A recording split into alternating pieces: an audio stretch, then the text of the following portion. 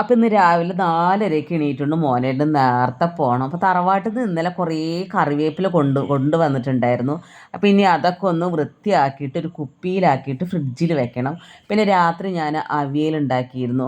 പിന്നെ അതുപോലത്തെ രാവിലെ പുട്ടും പട്ടാണിക്കറിയാണ്. പിന്നെ അതുപോലെ കേബേജും അവിയലിൻ്റെ കഷ്ണങ്ങളൊക്കെ ബാക്കി വന്നതൊക്കെ ചെറുതാക്കി കട്ട് ചെയ്തിട്ട് ഉപ്പേരി വെച്ച്. അപ്പോൾ യാനിക്കുട്ടി ഇന്ന് കൊണ്ടുപോകണത് അവിയലും ചോറിൽ ഞാൻ ഇത്തിരി ഉപ്പും വെളിച്ചെണ്ണ ഒഴിച്ച് കൊടുത്തിട്ടുണ്ട് കേട്ടോ. അപ്പോൾ യാനിക്കുട്ടി ഇതാ മുടിയൊക്കെ കെട്ടിക്കൊണ്ടിരിക്കുകയാണ് സ്കൂളിൽ പോകാൻ വേണ്ടിയിട്ട്. ഇന്നപ്പോൾ അധികം കൂട്ടുകാരൊന്നുമില്ല, ശനിയാഴ്ചയാണല്ലോ, അപ്പോൾ അധികം കുട്ടികളൊന്നുമില്ല. അപ്പോൾ ഷാലും യാനിക്കുട്ടിയും മാത്രമേ സ്കൂളിൽ പോകണുള്ളൂ. അപ്പോൾ രണ്ടാൾക്കും ഇവരൊന്നും മറ്റ് ഫ്രണ്ട്സൊന്നും ഇല്ലാത്ത കാരണം ചെറിയൊരു മടിയുടെ വർത്തമാനമൊക്കെ പറഞ്ഞിട്ട് തന്നെ പോണത്.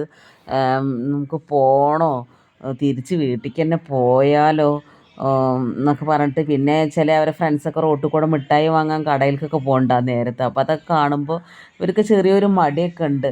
രണ്ടാളും വലിയ ഉഷാറുള്ള പോക്കൊന്നുമല്ല. പിന്നെ നല്ല മഴ ഉണ്ടായിരുന്നു. ഈ ബസ് കാത്തു നിൽക്കാൻ പോകേണ്ട വഴി ഇതൊക്കെ കണ്ടിട്ടുണ്ട്, വലിയ കാട് പോലെ കേട്ടോ കിടക്കണത്, ആകെ പുല്ല് കെട്ടി മൂടിയിട്ട്. പിന്നെ രാത്രി ഞാൻ തക്കാളിക്കറിയാണ് ഉണ്ടാക്കിയത്. നാളികേരം കരച്ചൊഴിച്ചിട്ട് തക്കാളിക്കറി ഉണ്ടാക്കി. ഞാൻ കറി വെച്ചിട്ടുണ്ടായിരുന്നില്ല, ഉപ്പേരി അവിയലൊക്കെ തന്നെ ഉണ്ടായിരുന്നുള്ളൂ ഉച്ചയ്ക്ക്. പിന്നെ ആരും പ്രത്യേകിച്ച് മോനേട്ടൻ ആരും ഇല്ല വീട്ടിൽ.